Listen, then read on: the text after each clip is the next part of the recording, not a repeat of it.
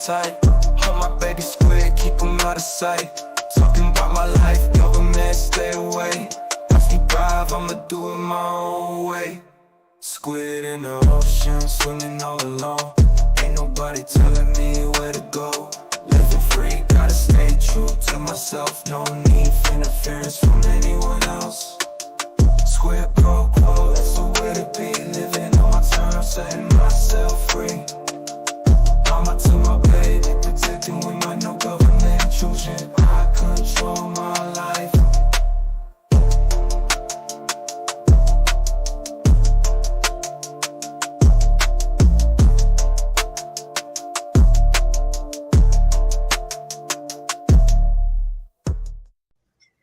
Hey everybody, it's Squid. Welcome back to my channel. My voice is somewhat here today. I'm in and out. I'm better than yesterday, but worse than yesterday in a way. Like it's slowly like moving up, but you know, when you go from being able to breathe to not being able to breathe, like, you know, the chest feels better, but now my nose is stuffed up. So, you know, we're dealing with other issues. But here to pick up my slack and always fill in the gaps that I, by nature, screw up and do the research that my ass just doesn't do. Spawntrooper. Request denied. Or shall I say request declined? How How are you doing? you? I'm good. How are you? You sound a little bit less scarier today. I don't know, like the voice is there. I don't know, it has its moments. My throat doesn't hurt as bad. No comments in the peanut gallery. I'm not Laura Owens. But Roy, I want to give you a big, giant, long distance hug. Please give your wife a hug for me. If you are the praying type. So Roy, everybody in the chat has known that Roy's wife has been waiting on the results of biopsies. The news was bad, but not as bad as it could have been, just waiting for the hospital to call for the port to be put in and then chemotherapy. If you are the praying type, if you are the positive vibes type of any kind, send positive vibes and prayers their way. They could use them. We are all hoping for the best. Give her our love and support. And if you need anything, you know where to find me. Just let me know. With the exception of flying my butt all the way out there across the country, I will do whatever you need me to do. So, yeah. And hey, Living Life with FND, I saw you were live this morning. I was trying to figure out stuff for this stream and how to not die while taking care of a toddler. So I apologize for not being there. And I apologize. I will try to mute myself if possible, but it's not always going to be able to happen. So here's what we are talking about today. We are actually going to make it to the Hudson helicopter crash. The Hudson helicopter crash. We are going to start with the report. This is the actual, come on, computer, work with me, NTSB report. It is relatively short, and it gives some information, but it leaves me with more questions and answers. So this will definitely be one that when the final report comes out in 6 months to a year, we will be going back to. For any of you who don't know what this one is, this was the sightseeing helicopter in New York City that was carrying the executives from, or the executive and his family from Siemens. Y'all just don't start in the chat. You know what that company is. It's a very high level executive. He, his wife, and his 3 children, and the pilot all passed away. So this is another one that involves the unfortunate passing of children. So as much as we want to investigate what happened and criticize some things of what happened, we also want to be wise that there was a loss of life in this and children lost their lives. So I have to go switch over my laundry because I have blankets in the dryer, and I can hear my dryer reorganize. So Spawntrooper, the one with the better voice today. Well, he's always got the better voice, but the actual voice today is going to get us started. And I will be back. Why do I feel victimized? Anyway, right. Victimized. You know you got the better voice in general, but your voice is at full strength. Mine is. Yes, it is. Ladies and gentlemen, welcome to Aviation Investigation Preliminary Report. That word. Okay, location is Jersey, New York City. Accent number is Echo Romeo Alpha 25 Mike Alpha 171. Date and time April 10th, 2025, 1550 local. Registration November 216 Mike Hotel. Aircraft of Bell 206L4. Injuries 6 fatal. Flight conducted under Part 91 General Aviation Aerial Observation. On April the 10th, 2025, about 1550 Eastern Daylight Time, a Bell 206L4 helicopter, November 216 Mike Hotel, was destroyed when it was involved in an accident near Jersey City. New Jersey. The pilot and 5 passengers were fatally injured. The helicopter was operated as a Title 14 Code of Federal Regulations, Part 91 Air Tour flight. Preliminary automatic dependent surveillance broadcast (ADSB) flight track obtained from the Federal Aviation Administration revealed the helicopter departed downtown Manhattan, Wall Street Heliport, JRB, New York, about 14:58 hours. The helicopter flew a teardrop pattern south of the Statue of Liberty, then proceeded north along the east side of the Hudson River adjacent to Manhattan, past the George Washington Bridge, where it performed a U-turn, then headed south along the New Jersey side of the river, Figure 1. So this always gets me, how close New York and New Jersey are, separated by just a river. It's only a few hundred meters, isn't it? Yeah. Do you want me to carry on? Yes, please. Okay. Figure 1, ADSB flight track overview of the entire route of the flight from takeoff through loss of signal near the accident location. Figure 2 depicts the plot of the helicopter's ADS-B observed flight path for the final 1 minute of flight, with the reported time, altitude, and ground speed superimposed as the helicopter approached the Holland Tunnel ventilation towers near Jersey City, New Jersey. It was at the geometric altitude between 625 and 650 feet. The helicopter's altitude increased to 675 feet MSL before it entered a rapid descent. The data ended at 1540 and 54 seconds and 5 milliseconds, whatever. And the helicopter's last observed altitude was 125. Now, looking at the particular picture, the first one, you've got the speed is 93.3 knots, altitude 775. Following on, that's the last minute of flight at 1540. I like this diagram, how it shows you like the altitude. Yeah, that is quite a good thing. They should do it with most flights.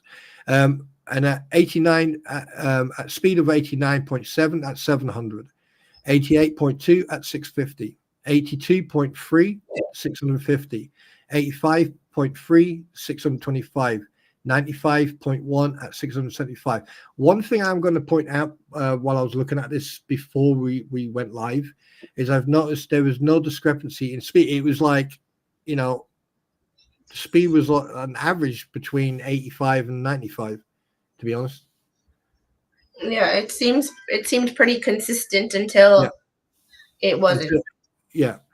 At the bottom there, you got 700 feet. So you got at 1540, you got 93 at the bottom there, below the picture, 93.2 at 600, 80.2 at 575, 80.2 at 575, 68 at 8 at 500, 48 at 8 at 250, and then 443 at 125. Figure 2, ADS flight track and geographic data highlighting the last minute of the flight through breakup, uncontrolled descent, and loss of signal. Several witnesses described hearing several loud bangs emanating from the helicopter before it broke up and descending into the river. Surveillance video with accompanying audio captured the helicopter traveling south before it suddenly separated into 3 major sections: fuselage, including engine, main rotor system, including both main rotor blades, transmission and roof beam structure, and the tail boom, including tail rotor, figure 3. Do you know that bit there, including both main rotor blades, transmission and roof beam structure? That sounds like major catastrophic failure. Yeah, and I never worked on helos. I walked past one, like our jets were separated, or my jet and the helos were separated by like, you know, the end of the propeller and the helo were about 3 feet apart. Yeah. However, like I just know Mr. Squid's best friend, who is not in this state, and who also works in aviation, but was a Marine and worked on helos. He is the helo expert in this scenario. I haven't had the pleasure of talking to him myself because he is a very busy man. Not only works 50 to 60 hours a week, but has 4 kids. So he's a very, very busy man. But Mr. Squid had asked him about this, and based on what he saw, the video he saw, the first thing that he said to Mr. Squid is that someone is going to jail. Mm-hmm. That was the words out of Mr. Squid's mouth to me, and I saw the text message from his friend to him. Mm-hmm. Someone is going to jail. This particular part that his friend believed that failed is not only done by the mechanic, but when Mr. Squid is an inspector, so he signs off when the mechanic's done with the part. The mechanic shows him the book, how it's supposed to be done. He looks at the book, well, because this is a fail point and a high safety point. The exact wording is failing me right now. This is a double buy-off. So you not only have the mechanic, but you have 2 inspectors that need to buy off on this. Mm-hmm. So there was 3 sets of eyes who looked at this part the last time it was repaired or inspected. And it's based on what we've seen. That's just me speculating, but based on someone who is my expert helo mechanic. I mean, around the same time he was saying that, even I said that because I watched the video. I tried to do a lot of research on this incident and found a lot of videos from different angles, CCTV and people filming it and everything. And one thing, it was flying straight, obviously it's going to go up and down.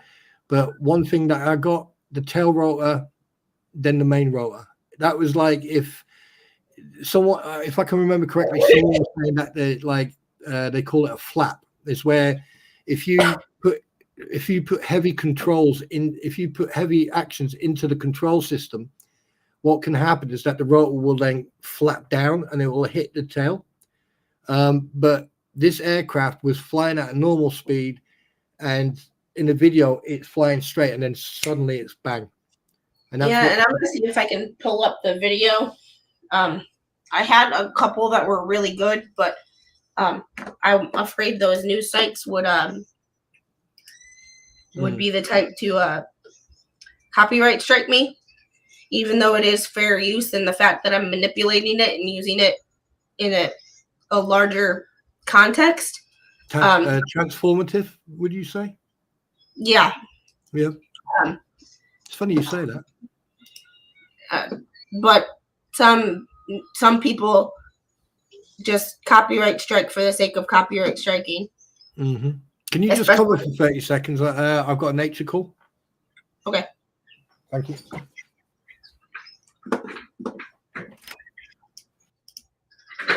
So I'm gonna find a video that is not from. I'm gonna try to find one that's not from like. Oh, hi, baby. Hi, beautiful. My mini me's here.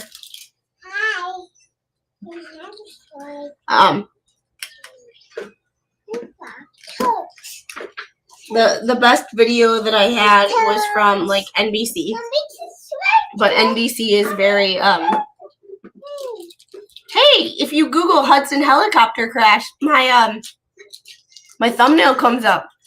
I'm Googleable. I don't think that's a word, but we're gonna use it anyway because it sounds fun. So we're gonna try to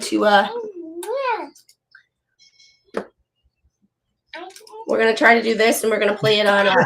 I was just talking to you, and I just looked down, and you muted me. I muted you because Yeah. Whilst I was visiting the Portland God, something dawned on me. Something that you also mentioned pre-stream. Sorry, my humor. No, not that stream, like pre-live stream. Yeah. Pre-live stream. Yeah. Is basically you mentioned the fact that obviously he's had a couple of flights, but then I remembered that someone mentioned saying that he apparently was he contacted his boss or something about fuel, low on fuel.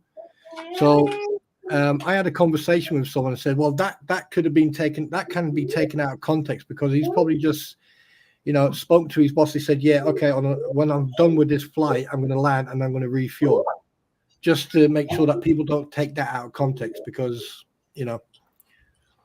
Yeah, and being low on fuel, like think about when you're. Sorry, go ahead. Think about when you're low in fuel in your vehicle. You what happens when you run out of fuel in your car? Your engine stops. Mm-hmm. Your car doesn't break apart. Like. Yeah, and the thing is, if you're low on fuel, it's an automatic thing that you're going to pull over and go and refill. And you wouldn't put people in your vehicle if you know you're going to break down with low fuel. Oh, she's got her microphone. Nice. Can we put it right here? Nice. Okay. There's your microphone. Right there. Okay. The second the videos hit the TV, I said major mechanical failure to my wife and mother-in-law.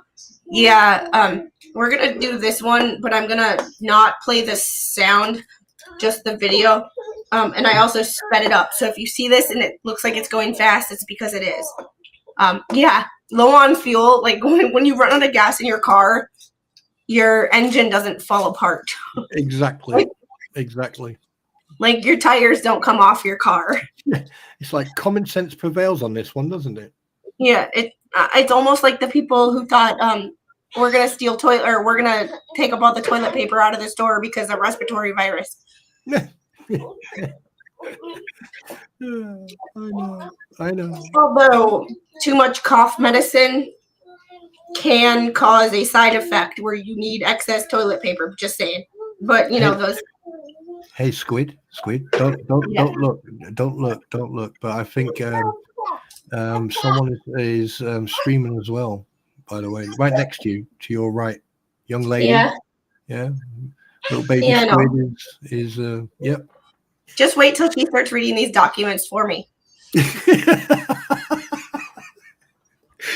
Oh boy. All right, we're gonna show this on the stream.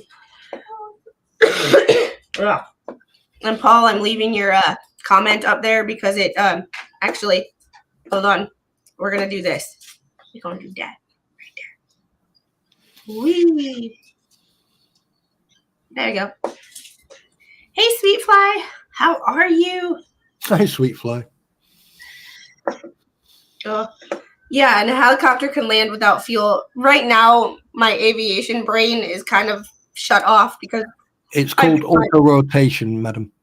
Yes, auto rotation. Thank you. You're welcome. It's trying to switch between my mom brain, the fact that I'm sick, my aviation brain, the legal brain with these cases, and the fact that I'm doing a stream tomorrow, hopefully, with my best friend who's an oncology nurse, or was an oncology nurse.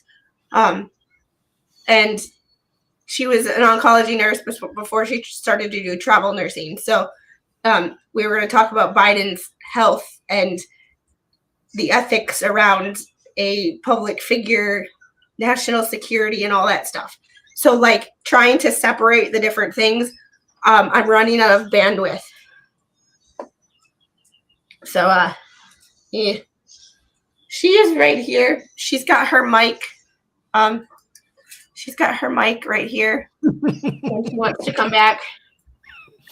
But when she can read these documents for herself, could you imagine? Like, people think that I'm a grifter, and people call me a grifter. Could you imagine? Like, I make zero money from these streams. Like, there's 23 people in this stream. I will make like $5 tops from this stream. Like, this is not a money-making stream. This is I want to get this information out to the general public. And not enough to get coffee. But can you imagine the grift when she starts reading these documents? That's a grift. Yeah. Tune in for Baby Squid learning how to read pecuniary advantage. Yeah. And frivolous lawsuits. I can just I just can picture that. Oh, that'll be a grift. That I will sure shit grift. Yeah, she'll be pushing me out of the way, telling me to get her a drink. Yeah, in the corner with shots. Like, God help me. Somebody save me. What did I do with my life? Just play the bloody video with you. That's when you see me actually get a different degree and go back to work. I can just picture it. I'm never going to use the degree that I have is in occupational therapy. I will never go back and work at a hospital and occupational therapy ever again. Like, it's not going to happen. Like, I just. Hey, Squid, I just pictured it. It just, Baby Squid walking, pushes you to one side, says, I've got this, Mum. I've got this. Wow. Well, I just saw something because she has her little medical flip book that she likes to play with. Yeah. And right now it's just taking off the pictures and stuff like that. But I saw a video, and I know this is a sidebar, but a guy that was like, it was a kid making or kid talking to a doctor about anatomy, and this guy cuts in, kind of does a short out of it, and is like, or whatever they call a stitch. See, my brain is weird today. And he's like dark side from a person who worked in bad crimes with kids. Teach your kids the real names for body parts, because them telling a teacher that someone touched a bobo can cause confusion and actually keep people prisoners, or keep criminals out of prison, because it causes confusion. So even though it's awkward to tell your child what those body parts are, and they might be in a grocery store and go, boobies, mommy, like I did when I was little with my mom. I was in my mom's doctor's office waiting room, and apparently I went, boobies, mommy, to her. So even though it might be awkward to teach your child the real names for things, and it might create some awkward situations, exactly. It might save them someday. That's why I taught my children man, sausage, and taco. And it was a really interesting way of putting it that I never I mean, I was always going to teach her anyway, but like I never would have thought about it like that. But yeah, you can actually keep criminals from going to prison because of the confusion. If someone tells a teacher, they touched me here, and it was like, well, that could be a name for anything. So interesting. But okay, let's get to this video. I muted the sound so we can actually see the video. Let's see if they actually show it. Because this is just the aftermath. Oh, they're not actually going to show the breaking up. Well, do you want me to find the one where it's? Yeah, I'm trying to find one that wasn't going to get me. I was trying to find one that wasn't going to get me copyright struck. And Fox is generally really good with Live Now is generally good with not copyright striking people. Whereas like NBC and things like that are not so great. Hang on a minute. 1 second. Here's Fox 5. What the hell is that?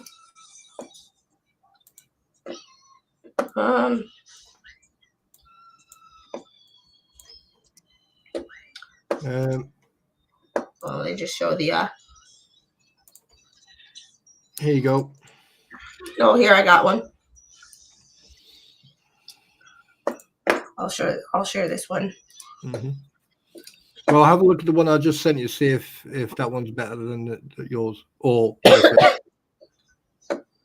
Ugh.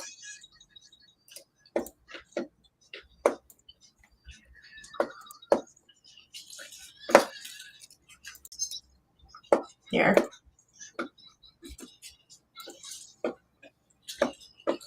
Hey, there's Lawyer, you know. I just tried to click on that X and put that thing down. What, right there? Yeah.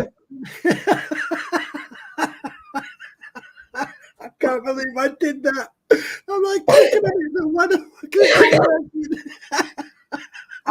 Living life since Sunday. We went to the Great Wolf Lodge last weekend with the little, and we got home Sunday night, and all of a sudden I started coughing Sunday night. So I was on the phone with Spawn, and I was like, I just got done eating. I cough after I eat because my Chiari, that's just what I do. It'll be fine. And then the next day I couldn't talk. I was like, whoops. So yeah. I was like, well, that was not what that's not how I saw that going. But here's the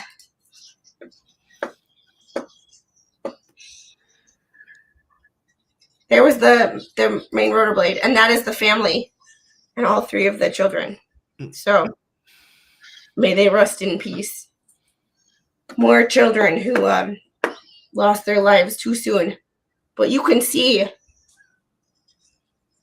how quickly that goes from being fine. We'll slow it down. Not very often I do that. Like you could look at that. That is definitely that is catastrophic failure because there's yeah. That's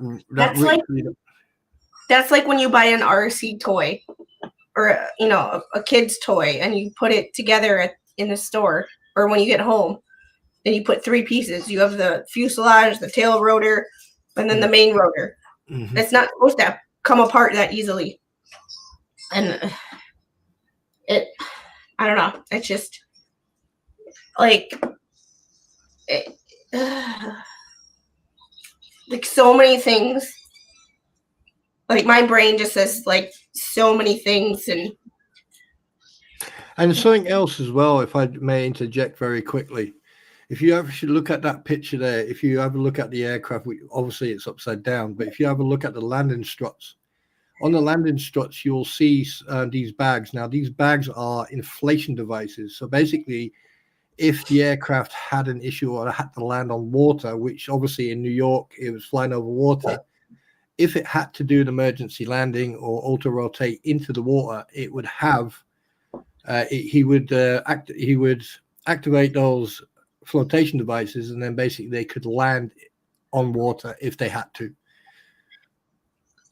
And obviously this malfunction happened so quickly because for some reason they didn't deploy, because I think they're set automatically. But don't quote me on that. I'm not a subject expert. I'm just going by what I'm seeing. Yeah, and I do have the specs. That other thing I sent you, the first page of it is the specs on the Bell 206 helicopter. Yeah. So, can you actually go back in that video? Can you just go back a little bit where you see the family and the helicopter on the there? Right. If you have a look on the landing struts there, right here. Right, these those are the inflatable. What do they call them? Flotation device. Sorry, sorry. I'm looking at the report. Those there are the flotation devices. Just for the sake of what are those on the landing gear? Those are flotation devices. And as you can see, each of them, if you look very closely, right, you'll see a white pipe going towards them, right, on either side. And if you look to the back, just underneath the front landing strut there, you can actually see another pipe going to the one in the middle.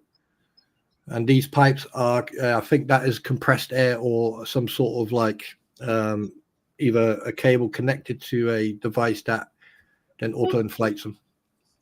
Hey, Mom. Hi, Mama Squid. Thanks, Squid. Appreciate that. No problem. And I was going to ask, I saw you in the chat, Daniel. Did you restart your first channel? Do you have your first channel back? Oh, I saw Daniel. you Hi, Daniel. in the first. Yeah, it's DK Lucas.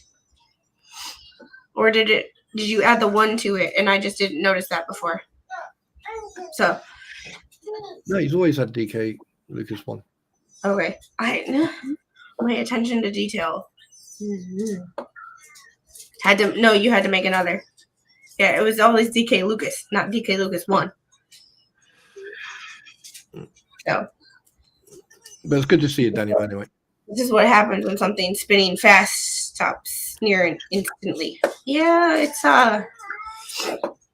Let's stay on target. And target. But like, oh, that's such a sad picture. That. Yeah, I mean, you have to look at this picture, and yes, we're analyzing what happened, but be respectful in the fact that when we're looking at this picture, there's 6 people inside that plane or inside that fuselage who are experiencing the last moments of their lives. So while we're talking about it like it's nonchalant, we do take into account that there are 3 children in there that are experiencing the last moments of their life, and it is very sad. Yeah.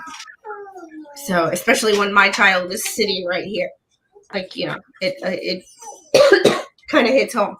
But that's why we need to figure out what is going on with this and like make it stop, because this should have never happened.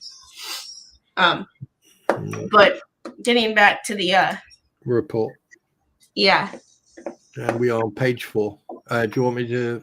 Yeah, we're on page 4. Okay, your Squid Pro Quo thingy bobby there? Yeah, I'll move it back. Okay. Ladies and gentlemen. Moved it there to block the Fox logo so I wouldn't get Okay. Do you want me to carry on? Mm-hmm. Okay, ladies and gentlemen, as you can see in the pictures descripted, helicopters flying immediately prior to anomaly. Okay, flying helicopter during initial breakup. As you can see, you can't see, but beginning of failure, fuselage yaws simultaneously tail boom failure. Fuselage containing the engine and main rotor blade assembly fully separated from the tail boom. Okay, main rotor blade MRB with attached transmission and roof structure fully separate from fuselage. Going down, the fuselage came to rest inverted north of Holland Tunnel ventilation towers where water depth was about 6 foot. The main rotor and tail boom sections were found north of the fuselage was submerged to a depth of about 30 feet. Debris was also recovered from the surface of the river and from the rooftop near the Hoboken, New Jersey Transit Building. The helicopter was not equipped with any video or data recording devices. Photos of the pilot taken just before the helicopter departed indicated that he was wearing computer-augmented sunglasses, which had video and audio recording capability. The sunglasses were not recovered, unfortunately. The pilot held a commercial pilot certificate with a rating for rotorcraft helicopter and instrument helicopter. He held a current Federal Aviation Administration issued first-class medical certificate, and as of March 29th of 2025, had logged 790.2 total hours of flight experience, of which 48.6 hours were in the same make and model as the incident helicopter. The pilot worked a 10-day on, 10 days off schedule, and the incident flight was his first day back after having 10 days off, so he was rested. The accident flight was the 8th tour flight of the day for the accident helicopter, and all of those flights were operated by the pilot. I mean, the guy's got just under 800 hours of flight hours and 48. That's nothing. The fact that he had 10 days rest prior, so he couldn't have been fatigued, you know. Yeah, so when my assumption is, based on what I know about just pilots in general, when they get to their aircraft, they do a walk around. Yeah. And they inspect it. So he would have inspected every part of it. Obviously, you can't see things that are under panels and all of that. Yeah. But he would have had to see over and over again, and he would have done this inspection over and over again, and he would have been able to tell if something changed. Like if somebody went out to the aircraft and changed something. Yeah. Yeah, because there's also something else that I wouldn't mind. And it would be worth looking at the flights of like when the flights happen, what time, how long their flights are, and what breaks or what duration in between each flight. Because for hypothetically speaking, if he takes out someone, he flies around for an hour, comes back, lands, right? Then obviously, does he close down, does a quick walk around afterwards, and then goes for a cup of coffee or something like that? Then there's a next flight comes out 45 or an hour later, and then so on and so forth. So every time he goes towards that aircraft, he's doing a walk around. That's what we need to find out, if there is some sort of itinerary where there is a break in between each flight. That's just to get those. Sorry, go ahead. Devil Dog Cody has a message for you. Doth mine ears deceive me? Here I have the universal accent that causes ovine fear in all the known lands. Yes. And your request is declined.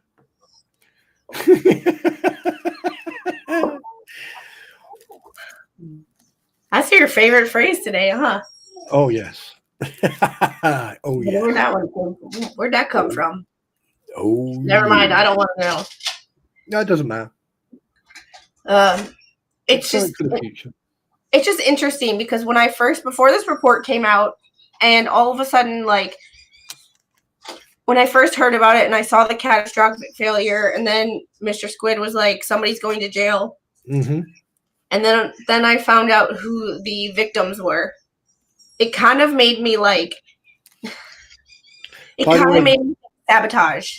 By the way, just before Squid Protocol carries on, this is alleged speculation.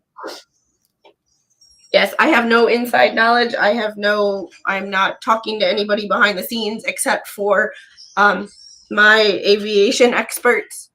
But this is all speculation on my part and my opinions.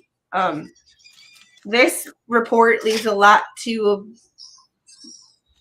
like, the DC one was 20 pages long. Yeah. And it had safety recommendations and things. But this one is 6 pages. and leaves a lot to be. It leaves a lot of questions unanswered, even from a preliminary standpoint. Like, which makes me think that they're looking at all angles. See, if I were investigating this, I'd be looking at who the victims were, because that was an executive that was only in town for, what are the chances, you know? And the fact that the company shut down shortly after. So makes you think, though, doesn't it? It makes your brain go, is there more to this than just an accident? And is that why this NTSB report is so short? Not that they don't have more information, but they can't release it because the investigation is not just aviation related, but a criminal matter. And also, it's probably like a very in-depth investigation, because I don't think that's the only company that does those flights. So they have to make sure that their T's are crossed and their I's are dotted. You know, like any type of investigation. I mean, like the rest that we've covered haven't been completed yet. The reports are still ongoing. Paul, generally, final reports from the NTSB take 6 months to a year before they're completed. So that's why we're just reading the preliminary reports, because they come out within 2 months, but the full reports don't come out for a year-ish. I mean, everyone's different. Some are more cut and dry than others. This one, I think, is going to be over a year, because I think there's something, just this gut feeling that there's more to this because of how it broke up. Yeah, and the fact that it went on, this was the 8th flight of the day. So was anything heard? They're going to talk to all 7 other, or anybody who was on those 7 previous flights. Did you hear anything? I know it was your first time on a helo, but did anything seem off? Did the pilot say anything that seemed like it was, did we call anybody? They're going to look at anything, everything. Because this is just, something's nagging me about this, that this is sabotage. But it's like, why were they sabotaging it? Were they trying to go after the company itself? Were they after the pilot, or were they after the family? Or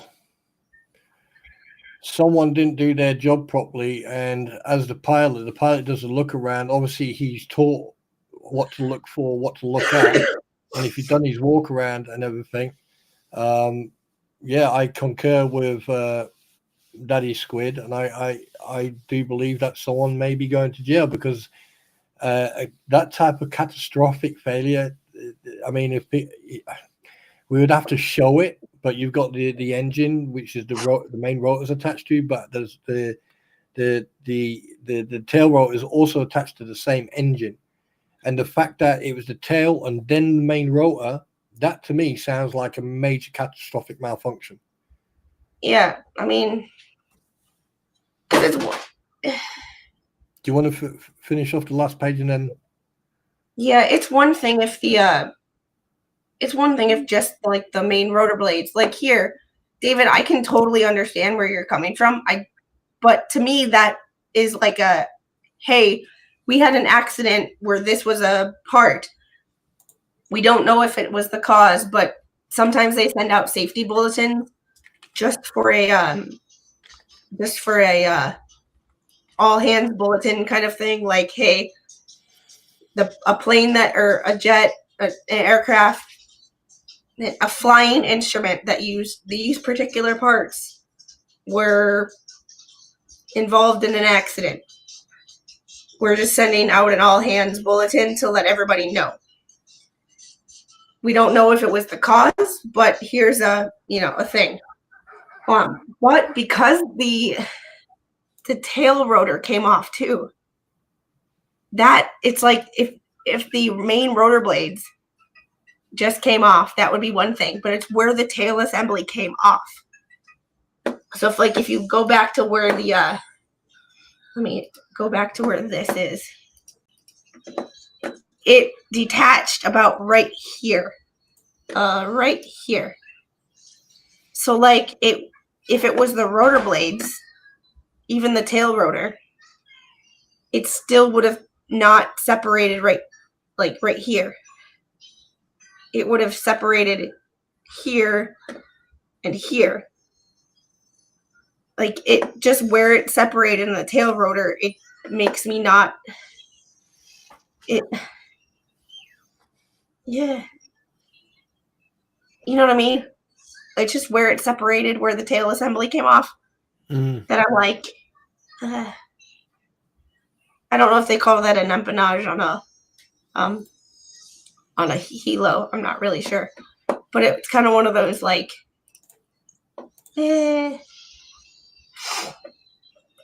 Right, just a quick one. I'm looking at. I just had a look.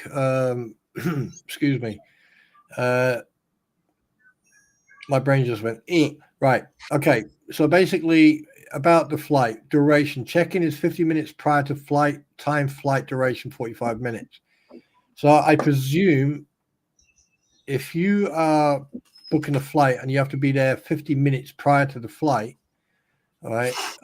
So there has to be a break in between each flight. Yeah. So one, obviously, if the pilot needs to refuel, if the pilot needs to use the restroom, if the pilot needs to, do anything, there's something, he needs to check the aircraft, whatever. There has to be a break in between each flight. So, yeah. Yeah. And Devil Dog Cody, there should be a drive shaft that runs through the tail that could have failed in flight, which caused the tail to explode. Mm-hmm. And in a way, I see your point with that too, but it's like it came off as a solid chunk, so it like didn't. It didn't It didn't explode.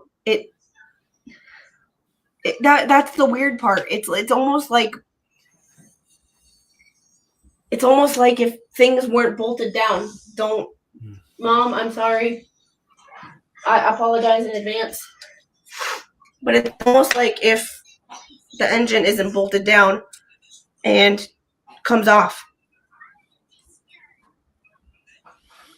Like it's almost as if it just came off. It's not that it broke apart, like it's not that it exploded. It's like the pieces just came apart like it was a toy. Like it was an RC helicopter that you put together with some nuts and bolts in your backyard. I mean, my dad had an RC helicopter when I was growing up. That's my only experience with actually flying a helicopter is an RC helicopter. But like it, and I know I'm using a CRJ, but bear with me. It's all I got right now. My aviation wall isn't really no, that's what I should do. I should just make a shelf and put all like aviation related toys on it, models to pull off and talk about these things. Captain Steve did a really good breakdown too. Funny if you go to here and you I googled Hudson helicopter crash, Captain Steve's first video, and if you don't follow Captain Steve on YouTube, you really should. He does a really good breakdown of a lot of things from a pilot's perspective, and I would love to talk to him. Like if I could have a conversation with Captain Steve, like oh my god, like my mind would be like dream come true, But look whose thing comes up second. Look at that. I'm Googleable. Who would have thunk it? I'm kind of in awe right now because all I did was Google Hudson helicopter crash, and I'm Googleable. It's funny how that works. I'm actually proud of myself for that one. I just sent you I just sent you something. The helicopter is a Bell 206 Jet Ranger, correct? Yeah. Well, I just sent you something that you may like. The last link. Ooh. Sweet. So, Hold on, I have to reopen my my messenger.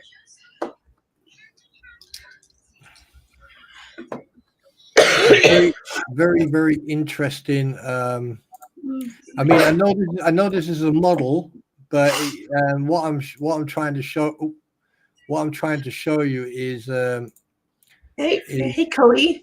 I just have a question for you. What did you do in the Marine Corps? Because you and hi EMS, because you seem to know some things. I mean, obviously it's skinned in aluminum. Like, I mean, that's kind of common sense, but apparently it's not that common sense because, but yeah, one bolt coming loose wouldn't do it, and someone should have noticed any kind of fatigue to bolts or parts. Should have. But I'm also like wondering what the maintenance and inspection times were for this. Did they have a 60-hour inspection? Did they have 100-hour inspections? Do they have, he was a radio operator, crash and rescue firefighter. Okay. Let's see. oh my God. Oh, if we really wanted to dig into the main rotary drive shaft and the tail drive shaft, if I could get Mr. Squid's best friend on here, I would, but he's a busy man. He's Cody. Mr. Squid's best friend was a mechanic on Helos in the Marine Corps. So they were roommates in college and roommates when they went to their first civilian aviation mechanic job. When they went to their first big boy jobs as graduates of aeronautical engineering degrees. So. Oh, wait a second. Oh no, that's a Kiowa. All right, we'll finish reading through this, and then we'll get to the other specs. And I'm sorry about my voice, guys. It's going like, in and out and high and low. And if it feels like I'm screaming, it's because it takes a lot of effort to talk. No problem. Let me know when you're ready. Ready. Okay. Initial review of the helicopter's maintenance record revealed the most recent inspection was an Event 2 of a progressive 300-hour inspection and a 100-hour inspection conducted on February 27, 2025. At that time, the helicopter airframe accrued 12,975 total hours of operation, and the engine had accrued a total of 23,305 hours of operation. At the time of the accident, the helicopter had been operated about 50 hours since the inspection day. If visual meteorological conditions prevailed at JRB at the time of the accident, the surface observation taken at 1456 included broken clouds at 7,500 feet above ground level, wind from 150 degrees at 10 knots gusting to 18 knots with variable wind between 120 degrees and 190 degrees and 10 statute miles visibility. A peak wind of 36 knots from 260 degrees was recorded at 1423. The wreckage was recovered from the river and retained for further examination. Aircraft and owner, obviously, so you got the information there. And then meteorological information on flight plan, that's below it. Wreckage and impact information is below that. Administrative information, investigator in charge, additional participating persons. You've got you've got them investigating class 2, and then notes the NTSB traveled to the scene of the incident, and that is the end of that report.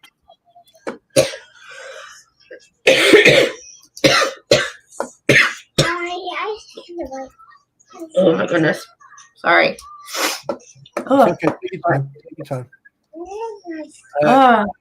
Aviation investigation, classification. Oh. Yep, hold on. If you're not feeling well, Squid, call. No, I'm feeling fine. It's a Bell 206. Hey, Taz.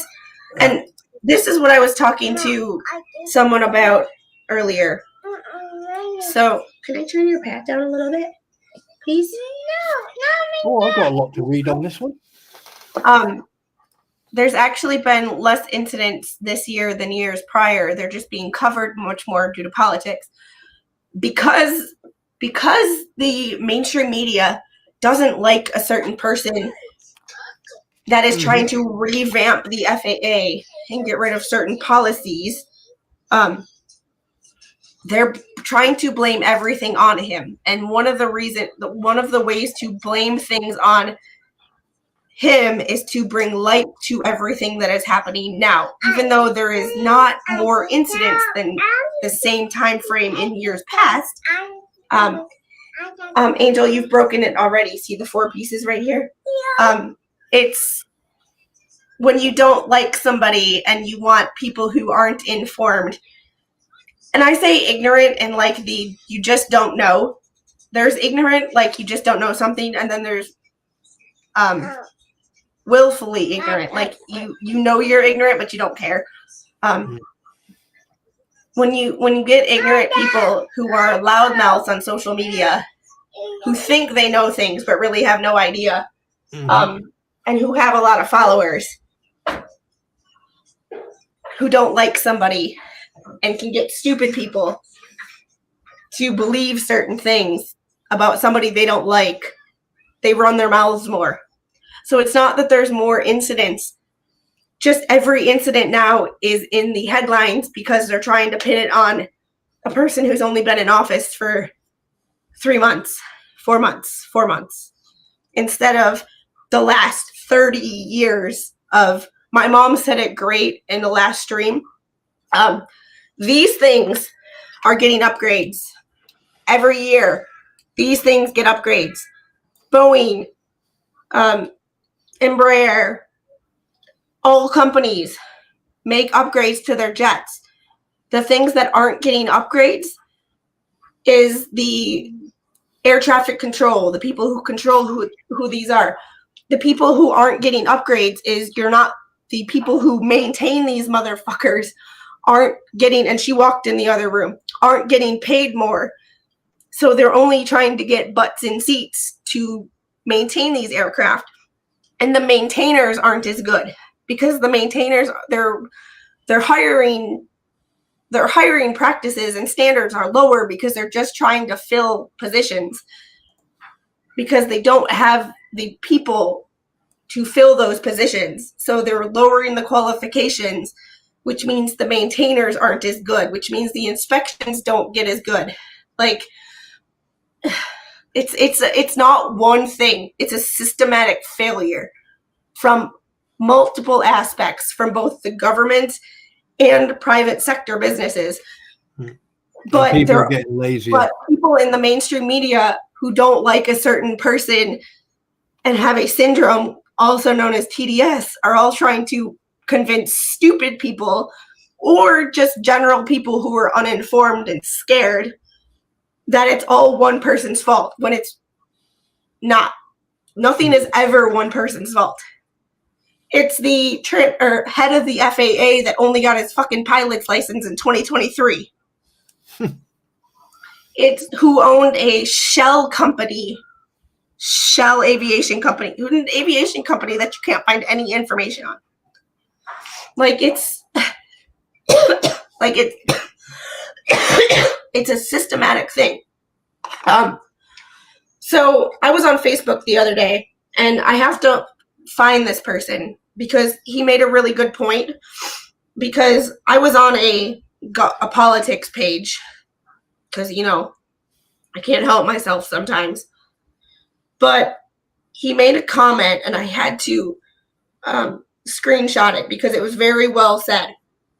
Because someone wanted to blame Pete Buttigieg for all this.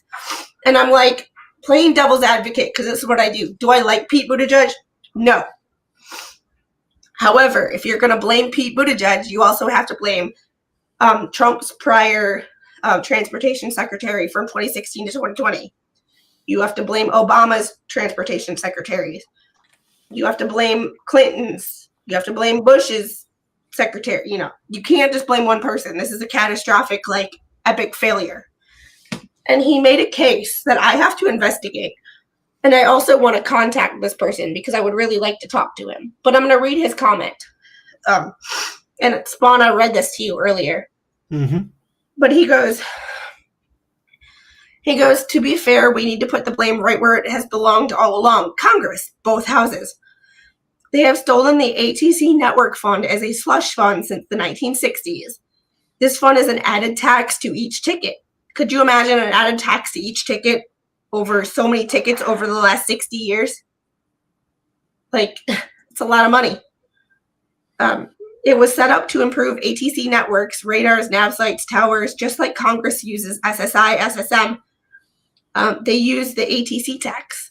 This is what caused the air traffic controllers to go on strike in 1980, where all of the strikers were fired. That's another rabbit hole that I'm going to go down a separate time.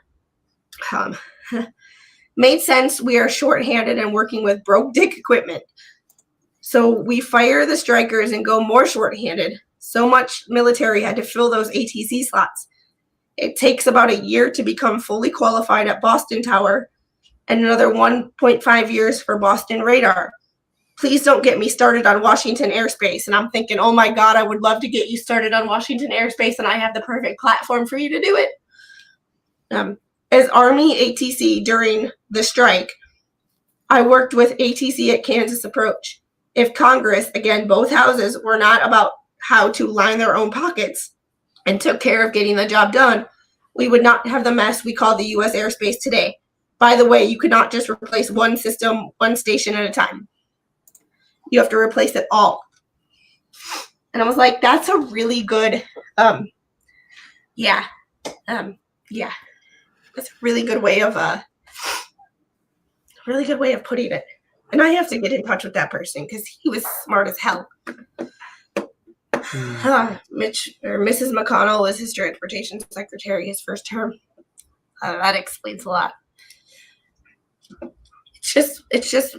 It's not always about the statistics. It's about what gets reported and what the average person who only pays attention to CNN, MSNBC, Fox, all of them, and doesn't do their own research and look into the stats themselves.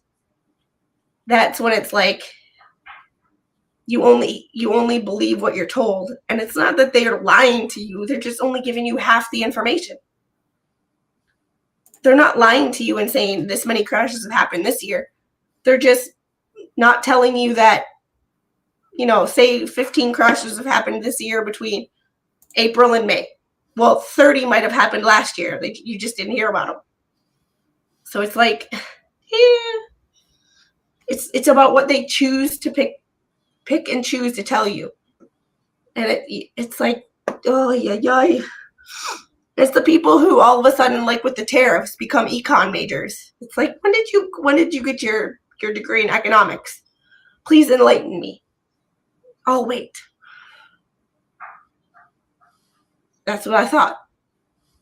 It's like, stop. People act like experts on the internet when they're not. I'm fully admitting that I'm not an expert. I talk to people who are smarter than me all the time about these topics because they interest me. I have one area of knowledge about what I experienced, and I use that and talk to people who have other areas of knowledge, like Mr. Squid, Mr. Squid's best friend, my mother, you, Spawn, and I put a puzzle together based on everybody's little bits and pieces of expertise, and we make a puzzle, and we see what the bigger picture is.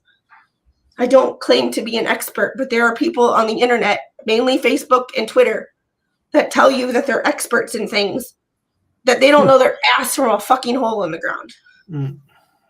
But they tell you they do, and they present their opinion as fact. Or they present one line in a bill that's 100 pages long as a fact, and it's like, but you have to provide context. And when you don't provide context, what does the brain do? It provides the context for you, because that's what our brain does. It fills in the gaps. That's where conspiracy theories come from. That's why transparency is everything, because the brain psychologically will fill in gaps for you because the brain needs answers. So when you're not given an answer, the brain will do it for you. And that's why people come up with conspiracy theories, because our brains are not good at not knowing things. It's psychology 101. Like it. That's why transparency is huge, and no matter what you do.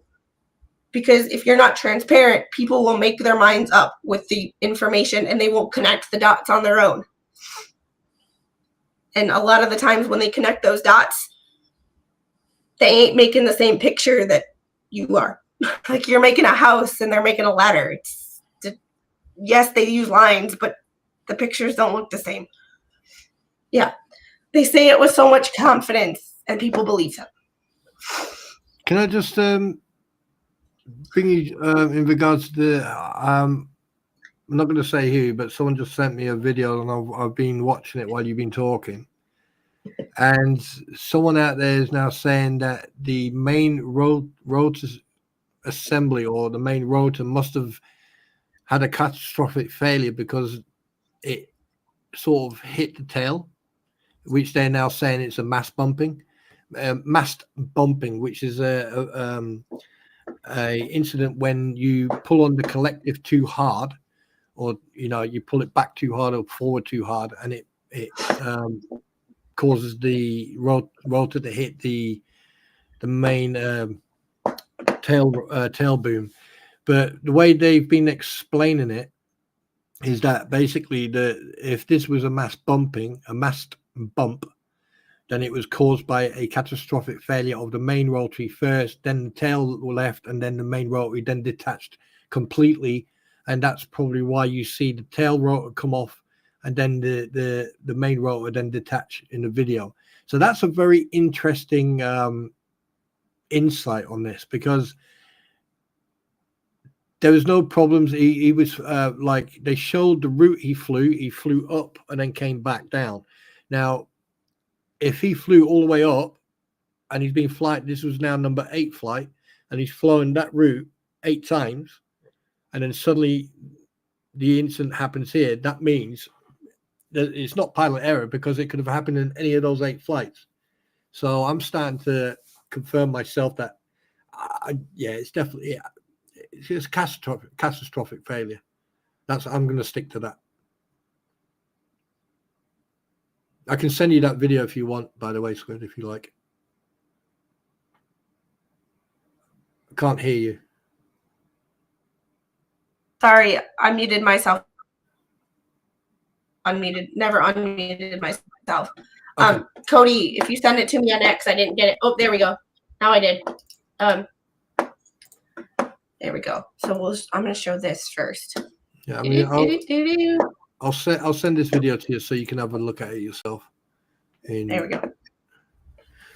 Yep, it went through this time. I got it.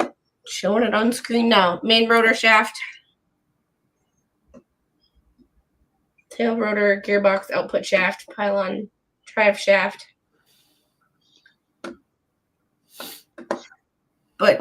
And this will be one of the things that we'll watch for in the final report. Yeah. Because this wasn't David Nelson bringing up a good point. It wasn't indicated in the report. It was only 6 pages long, so. Yeah. Just for the record, if I may, David Nelson, I am not saying that there was a mass bump. The person who was what they were saying in this video, they're saying that there may have been a catastrophic failure or a failure of the main rotary that then basically went back, hit the tail, and then the tail rotor went first, and then the main rotor system. So basically what they're saying, there was a catastrophic failure, and no, it wasn't mentioned in this report here, but it's one of those things to look out for in the final report, because this report was only 6 pages. I'm sure that final report is going to be 50 to 100 at a minimum. It's just the bearing support. This is where it, like, right here is where it, like, this part right here is where I think if you actually put the skin on the aircraft, this is the part of the aircraft where I think it failed. Either right here or right here. Hi, Angel. So this is all us just speculating based on what we know. And Taz, I do understand your point too. Like, I have an iPhone 16. I'm not about upgrading to the latest and greatest because I went from an iPhone 12, I think, 12 to a 16. I'm not going to upgrade until like the 20 or 21 or whatever, because like they'll come out with a new one the next year and then the 16 is obsolete. So it's like, but I do have the report, and I did send the report. I got my driving all the way to Great Wolf. We had 3.5 hours. I drove home, but Mr. Squid drove there. So I got the full report from what's his name, Sean Duffy, that he wants to redo ATC. It's a lofty goal, and it's a lofty plan. But like that guy commented on Facebook, you can't do one at a time. So you kind of it's go big or go home. So it's one of those things of like, I understand it's a lofty and expensive plan, but like like that guy said, he's ATC. You can't just do one location or one system at a time. You have to redo it all, and it needs to be done. And this is the downside of waiting 20 years, 30 years past where you need to. Is it gets more expensive and it takes more work. I don't know.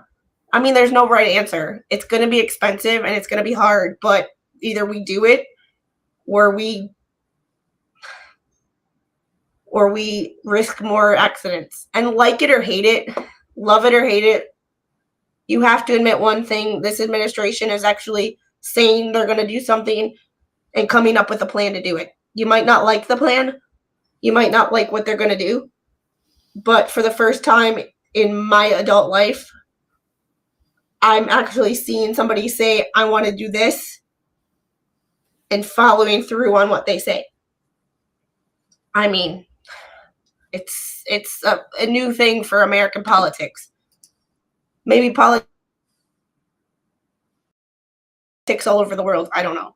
But it's just, yeah. I mean, like, I don't mean to make it political, but it kind of is. Like, the whole thing is being made political. But we do have,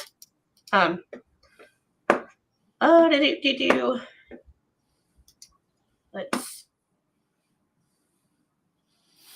This is very interesting. I just watched the video in regards to the helicopter and the communication between him and air traffic control, basically talking.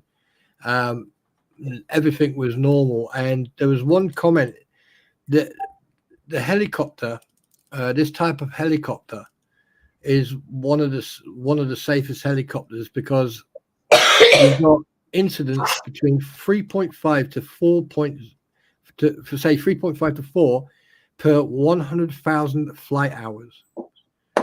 And there's ever aircraft like the what is it called? The MB, I can't remember what exact name. It's the Red Bull helicopter. That helicopter inverts. And there's ever helicopter, like military helicopters, for example, when they come in for a dust off, or when they come in for like an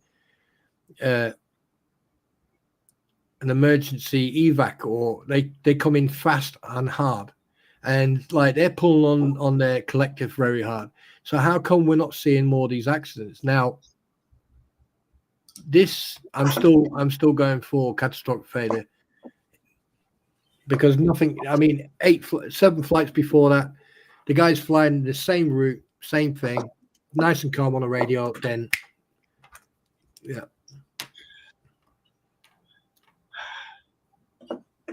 It just doesn't make it's not, because if there was a massed what do you call it, a massed bumping, right, then it would have taken the tail rotor off further to the back, not all the way to about half a foot from the actual main fuselage. Yeah, and Taz, I kind of when I was on vacation and Mr. Squid and the little were having their daddy-daughter time, because when he worked 13 days in a row, and then he had a half a day off, and he went back to work for another 3 days.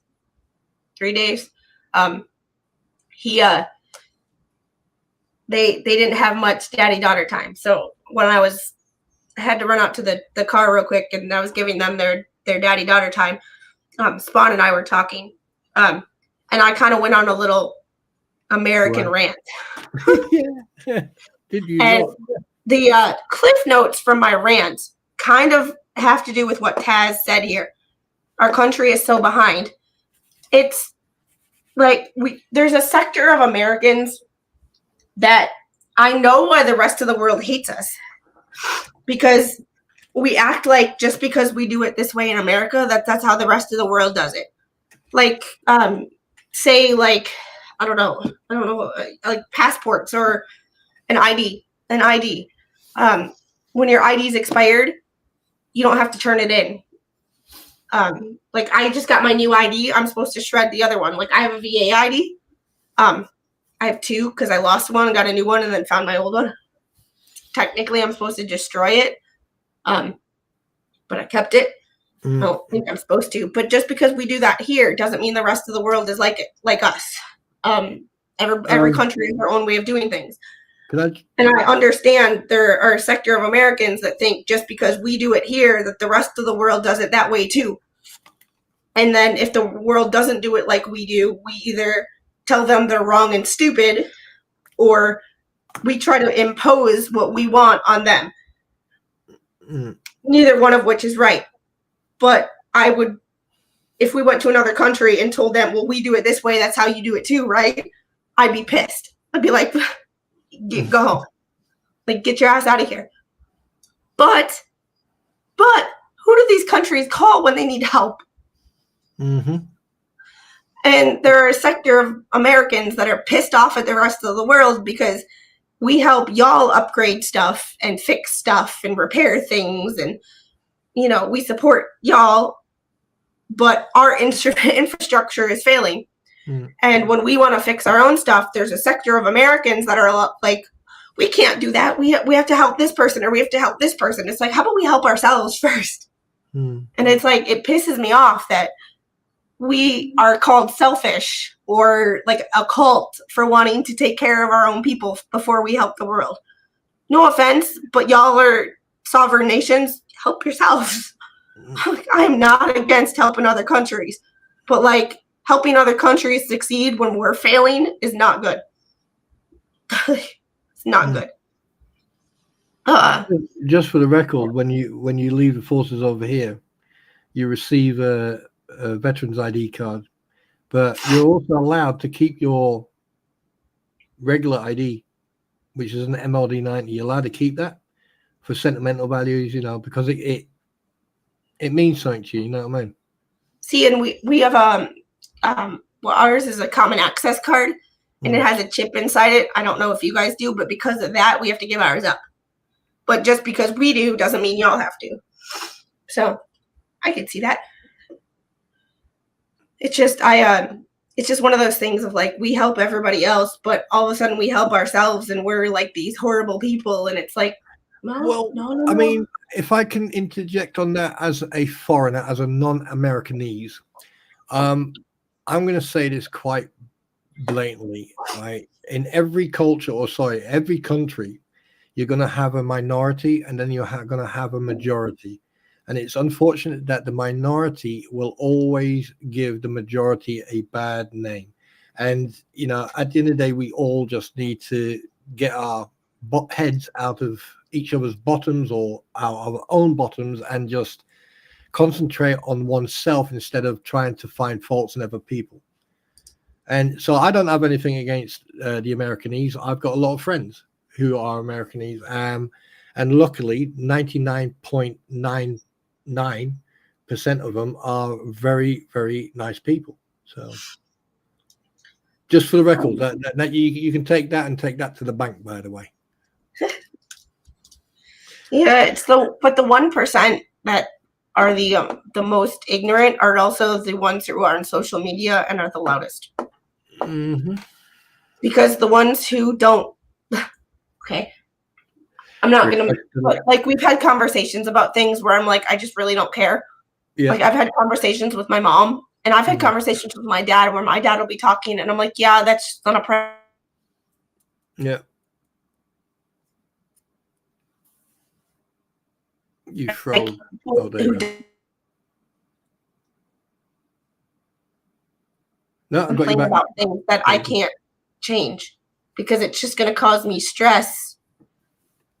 Like I can't change certain things. Like with my platform here, I'm hoping to educate people on what is actually happening versus what we think is happening. Yeah. Reality versus fantasy. Yes. And that's what I'm hoping to do with this platform, even though I'm only at 3,900 subscribers. That's 3,900 more than I had 2 years ago. So it's one of those things of like we shall see what happens. However, it's kind of that thing of like there's a lot of things that people think they know that they really have no idea. Yeah, I think sometimes people talk just for the sake of talking, and they just randomly say things. I mean, it's when you're a small YouTube. Well, I'm learning. I'm being pushed into the sea with sharks and dolphins and whales and killer whales and everything else around me, and I'm learning every day. And as a new YouTuber who originally didn't want to go live, but obviously people pushed, and I did, and it's fun because I've met a lot of people by doing so. Every day's a learning day for me. So it's all I can say is like stick to your roots, stick to what you know what you want to do, and be you. And that's the thing. I am who I am, and the only people that are gonna change me are the people I know in real life. Like I'm not gonna I love my chat. And they're great. It's just one of those people. I'm just one of those people that like if I don't know you and I don't talk to you offline, or I don't like there are people in my chat who I literally talk to every day. And even though I don't know them in person, like Roy, we've never met in person. But like he, I feel like a personal connection to Roy, and what happens in his life affects how I feel. And what in his opinion of things really matters. And then there's those people like my stalker is back.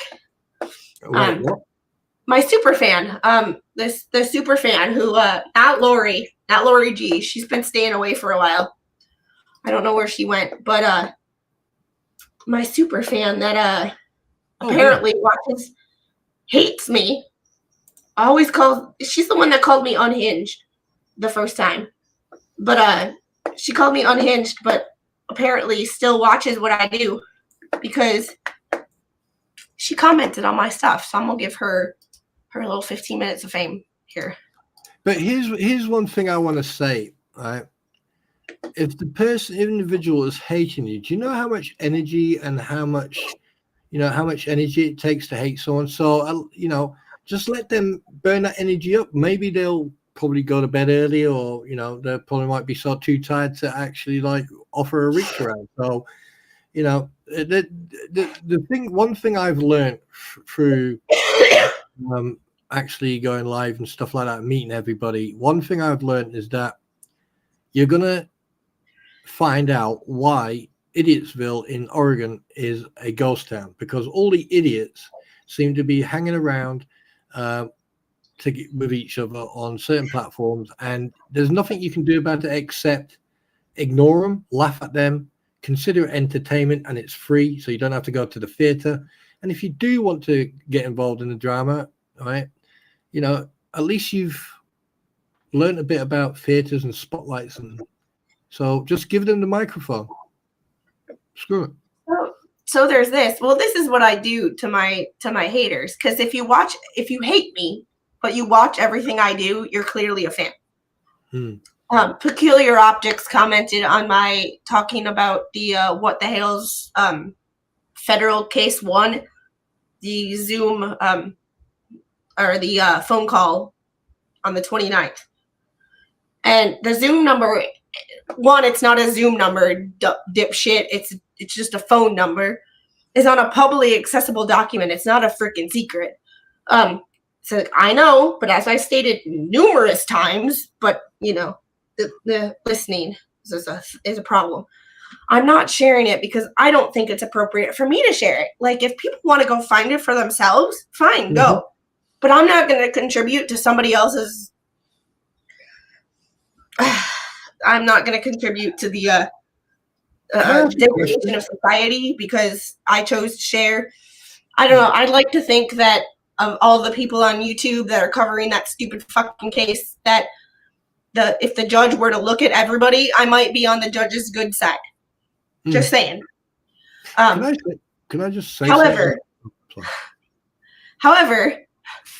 if people want to be degenerate on their own and do something that I don't think is appropriate, fine, go do it. You can go pay for the document, get your own damn phone number, and call in and piss off the judge. That's a you thing. Good. I was like, your listening skills really need some work, but thanks for the view. Yeah. Can I just very quickly say something? Well, it's not more of a comment. It's more of a question, really. Well, actual fact, it's two questions. It's a two-part question. One question, but two-part.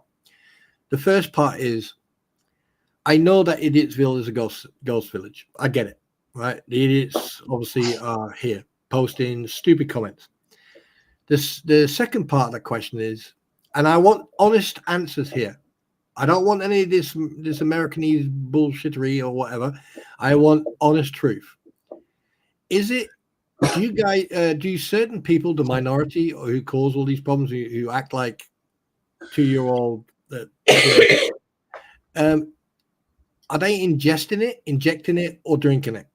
Because just asking, I'm asking a genuine question because I have never come across this type of behavior ever. I know people can be dramatic, and you know, when people are upset and they want to put their opinion across and they want to be heard, right? The louder they talk, you know, the more they know they're going to get heard. And a lot of people who shout and who are talking without breathing, which is quite a trick, by the way. You get that because if you look at all these demonstrations, everything else, people are richly screaming to get their point across. Why can't you just sit there and go, "Hey, I don't approve of your opinion. I don't like what you're saying." I feel like I'm screaming right now, but that's because yeah, you'll be all right. You'll get your voice back. But yeah. I really do enjoy these topics because I'm not a topic expert. I just I like researching and reading, and so. And my thing is like, if you have to yell at somebody to get your point across. Sorry. Like, I know that sometimes I'm like, how do you not, like, I had the conversation, there was somebody in Musie's chat the other day, like, that I was talking about this new, like, person that's, like, this Sue Happy person. I'm not going to name her name. We all know who she's talking about, or we all know who we're talking about. But they kept saying something, and I was like, I understand the logic she's using. Like, the documents, and I will go through those documents.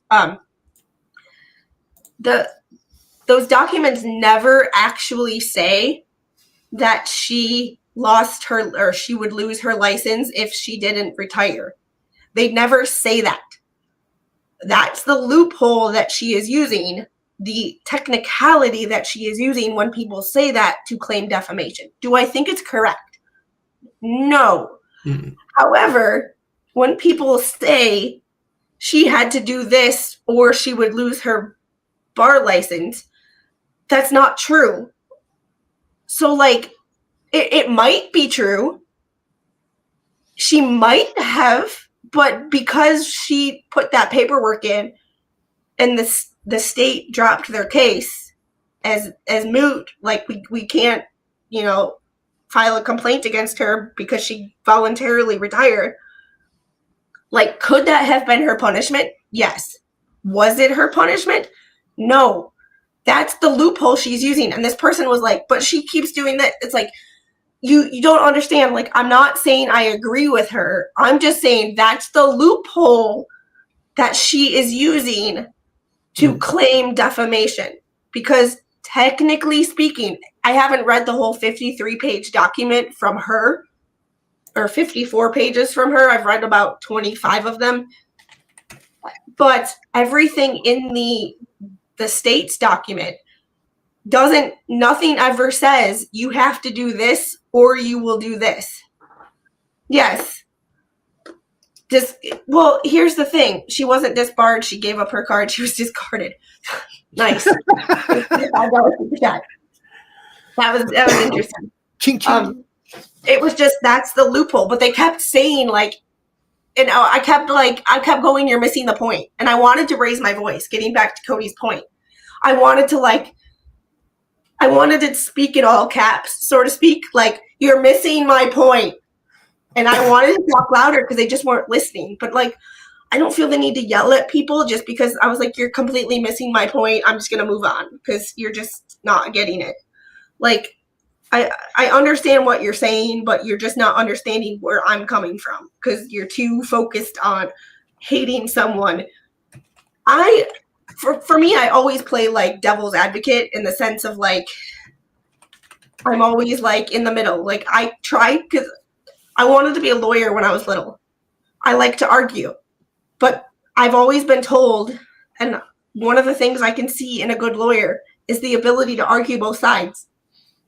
Just because you don't agree with one side, you still have to figure out how they're going to argue it.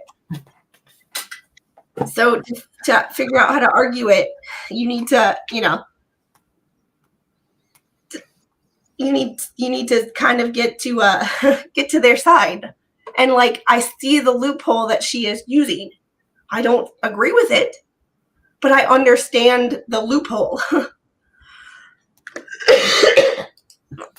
And that's why I'm saying, like, some people on both sides of this case are taking it too personally, because it's like, y'all are losing perspective. Like, but I'm always like, I swear, one of these times when I was a kid, if I said the word technically to either one of my parents one more time, they were gonna knock me into like 10 years ago, so I can like not say technically. They can never teach me what the word technically meant. Because I would say technically. So like, I can see that technicality. Well, technically, the documents don't say that she would have gotten this punishment if she would not have retired. Could that have been an option? Yes. But technically, it's not in there, and it's not written down, so it's hearsay. Therefore, she's using that to claim the defamation. Like, I'm just telling you. Like, just telling you. I'm not saying I agree with it. I'm just saying that's what it is. I always got told by, oh God, when I was younger, I don't know if anyone else can relate to this saying. My old man told me one day, he says, if you're going to feed a dog, right, feed the dog. Don't hold it in your hand until the dog bites your hand. Sometimes people just, they just don't know when to stop. They don't realize to think before they act, or think before they speak, or think before they do anything. They just act. And it's like, I don't know, it's really strange. I mean, I've seen situations happen over the last coming up to a year, really, I've seen stuff that I didn't even realize a human being could do. Like doing this with you it's so refreshing to actually discuss something that is everyone's responsibility to know about this stuff.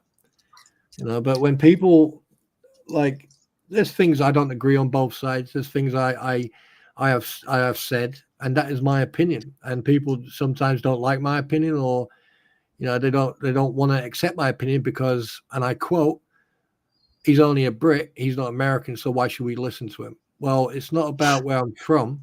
It's about the fact that I will look at a situation. I will step back. I'll look at the bigger picture, and then I'll make my opinion from that. And that's, unfortunately, some people don't do that. And and yes, David made a perfect comment. You can't win. You can't. What was it? Something with. It's hard to win a shouting match with an idiot. Absolutely. And what people should do, instead of looking at other people's faults or other people's problems or trying to get one over on people, you should be looking at your own issues before you start looking at other people's. Maybe then you'll figure out why you don't understand or don't agree with other people's narrative, or Oh, Chris, I'm by no means defending her. I'm just explaining what I believe is the logic behind what she is using to justify her actions with the case against Jeremy and Ray, whoever that is. Because that is yes, it's all about the wording, and that's where words matter, because it's the technicality. Had they said she might have lost her license had she not retired, that is a possibility, but it's the making the definitive statement of fact that could be the issue.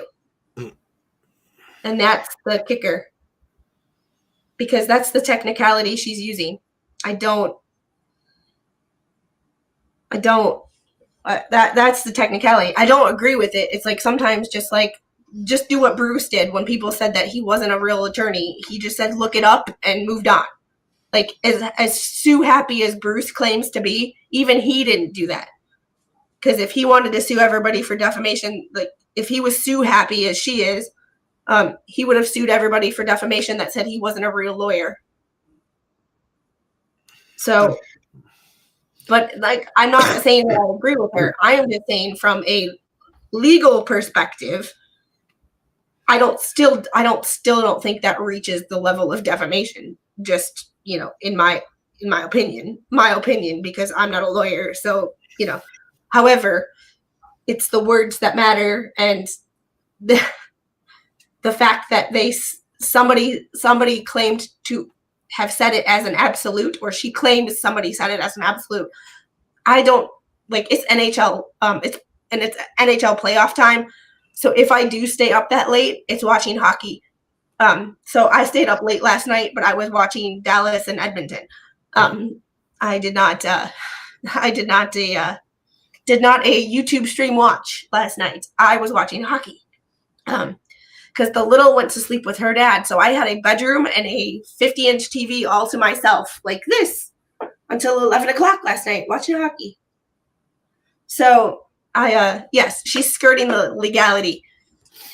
But yeah, it's just one of those things of like, I don't know what was actually said because I pop into people's streams when I'm awake. However, it's NHL hockey time, so from 8 p.m. to whenever I pass out, there is no YouTube on nights where there is a hockey game, because I'm a Preds fan, and if you know anything about NHL hockey, that is a very sad state of affairs. So I'm living vicariously through Dallas and Florida as fans of theirs, because they are actually good teams, and and anytime we can kick Canada out of anything, I'm good. Mm-hmm. So. Do you know something? I just thought of something, and maybe some people can relate. Do you know in the days, and I'm going back a few years now. In the days, if I had a problem with someone, I would have to literally get dressed, put a decent jacket on, walk 6 miles, knock on their door, call them a prick, and then walk 6 miles back. There was no internet. There was no social media. You know, if Did you had you a have to go problem, uphill both ways in the snow? excuse me. Just kidding. It was a running joke here. No. I mean, like I used to. I mean, I'm not gonna hide this fact. I used to fight a lot when I was younger, and I used to sometimes even pick fights. Now, there was one person who did something very naughty, and I decided to take it upon myself to go and educate him and take him to my manly bosom. We spoke for a while and turned around to him and said, "You got two choices. You can apologize, or me and you are going to dance." And he went, "Oh, we're going to dance." And I went, "Okay." And then 30 seconds later, I went, "Are you going to apologize?" And he apologized. And then I went, "Oh." I mean, and today you put up, you take people's personal information, and you put it on the internet. You try to defame them, you try to harass them, you try to bully them, and it's ridiculous. It is absolutely ridiculous. And do you know what? If I had one wish, I would say, let's go back to where, you know, Earth, Wind and Fire and Pink Floyd were like in, and you know, and Eye of the Tiger was fun and stuff like that. There you go. 5 minutes of 30 seconds of me talking shit. There you go. Zach popped in and left because I can't tag him. But Zach, if you're still here, have you seen my voice or have you heard my voice? You can't see a voice. It doesn't work like that. But and also Jeffrey Montgomery. I can't walk to the end of the driveway right now without getting short of breath. So I'm gonna try to walk on the treadmill after I get done here.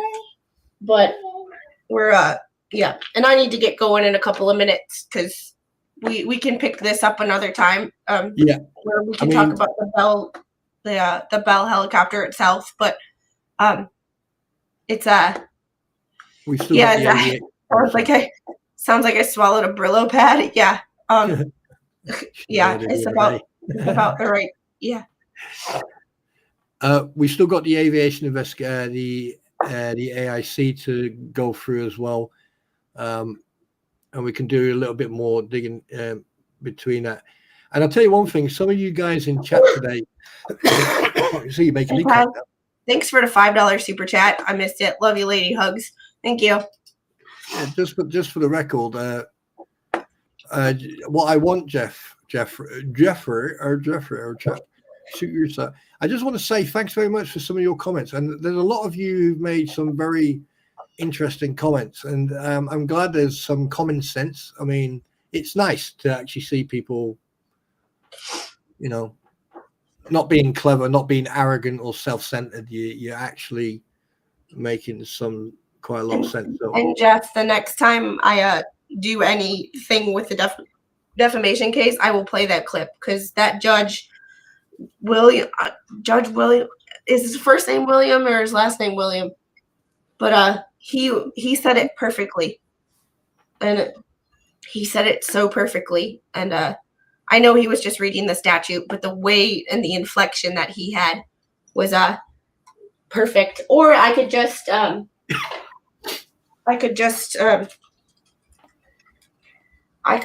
refer to my I've been putting tabs in it. So, yeah. Oh, thanks, Zach, for the. Richard Thompson, whose Muppets better, mine or Spawntrooper? Fucker. Zach, thanks for the $1.99 super chat. Hot tea fun. I'm gonna go chug some honey after this. We can see if. Squid, can you put that up so I can actually see it, please? Hold on, I will. I just need to hide the super chat.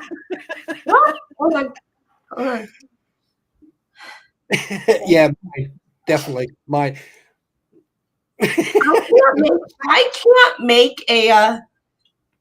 can't make one for myself. Like mine always turns out looking like freaking Elmo. I can't. Well, put it up.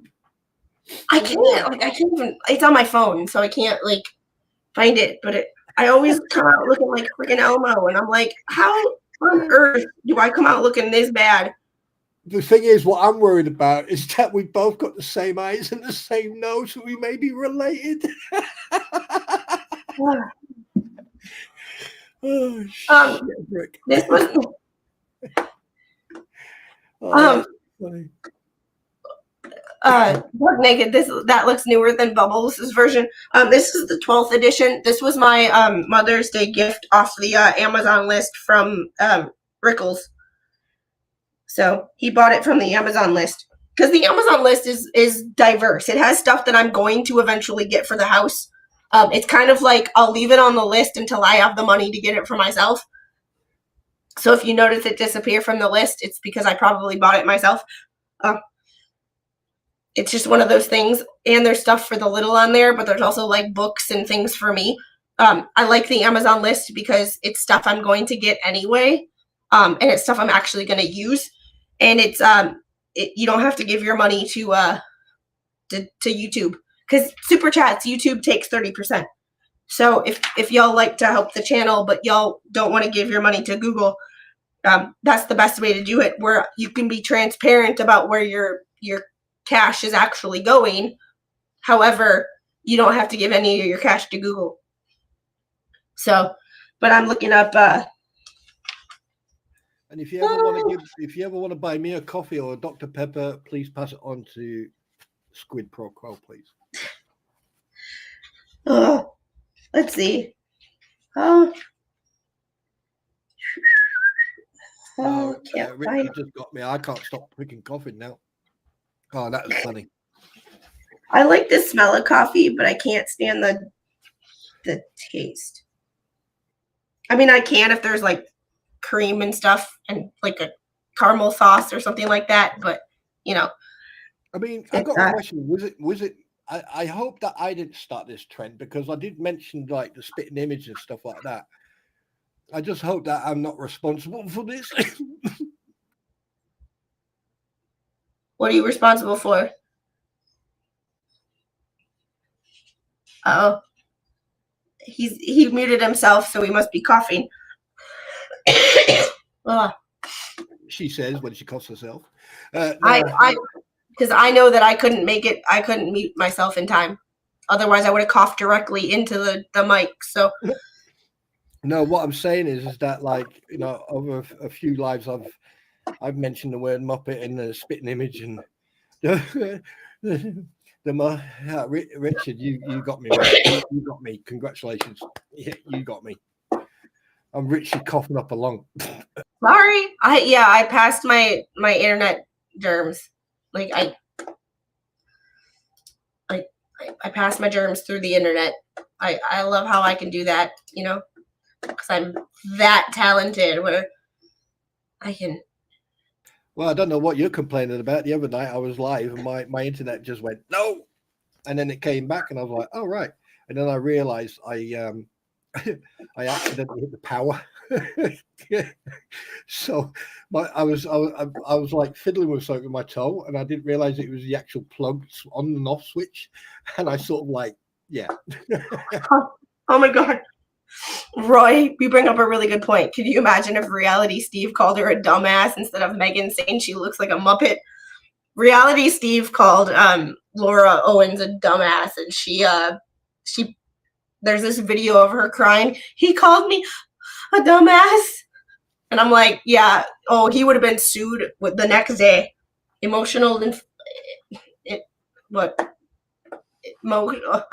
Wonder what a coughed up lung looks like as a Muppet. I'm pretty sure I know what it looks like, and Wait, there's a Chinese space station? Hang on a minute. When did that happen? Not a clue. D-A, D-E. A bunch of Latin. One thing I am going to say is this. Everyone who's changed their avatars with the Muppets and all that, you have brought a little bit more positive atmosphere into it. It's like every time I see people commenting and then I see these avatars, it actually does put a smile on your face. It is funny. So I thought, you know what? There you go. So I found the definition of decorum. Uh-oh. Conduct that befits the dignity of a place or an occasion, especially a formal one, propriety in speech, manner, conduct, and dress. Parliamentary law, the customs of formality, courtesy observed by members and chair in conducting business. So get your yeah. Sometimes people need to maintain decorum, even when they don't want to. Bubbles. Oh my all God. Right. Why did we never, wait, what? Huh?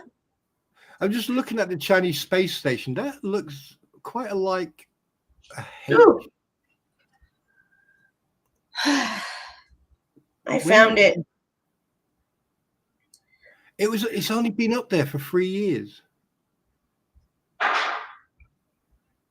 So I wonder how long it's going to stay up there. I'm not even going to go that. I'm not going down that rabbit hole. Nope. No.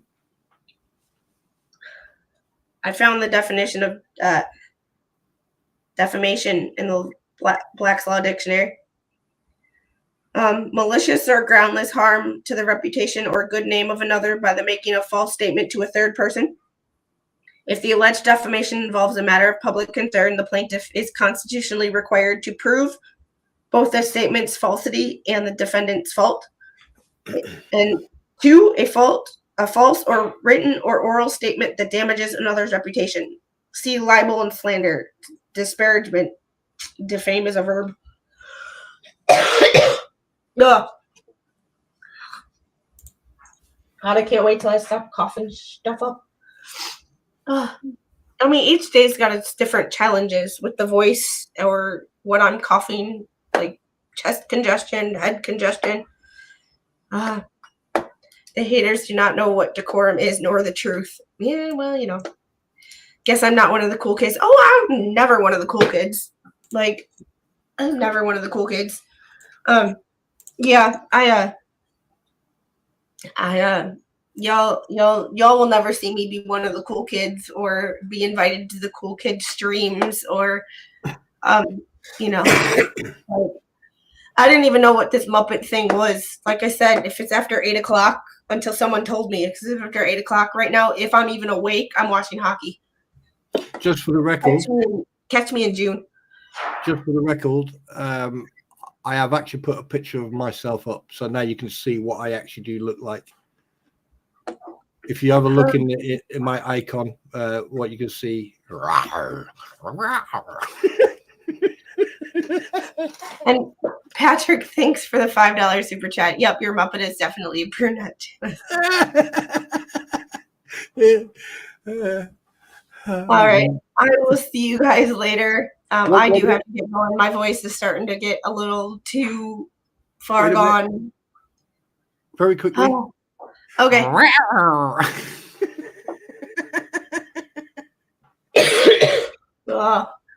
And y'all are making me laugh, which is great, but making me laugh makes me cough. And I need to go blow my nose because I'm getting a little snotty and not in the attitude kind of way. Y'all have a great day. If you are the praying type, there's a couple members in chat who could use your thoughts and prayers, and I am not one of them. Of course, yeah, I am sick, but there's people who are in need of your thoughts, prayers, positive vibes. If you are that kind of person, Roy and his wife could use your prayers, and also Uncle Buck could use your prayers. So if they want to tell you why, they can tell you. I'm not going to put their stuff out there, but just keep their families in your thoughts and know that they are loved on this channel. So they are part of my family, my YouTube family. So yeah. I know how to do this one. This is the only one I got. Other than that, I'm not really sure how I did the other. Sentiments for me as well, for Roy and Buck. So same sentiments for me as well. So all right, I have you guys set up to redirect over to Rosalind, she's deconstructing a conspiracy, Otter Creek Part 2, going through the timeline from the very beginning, all the way back to Northport, and basically just making a timeline of how all of this got started from the very beginning, before Jeremy moved to Florida, before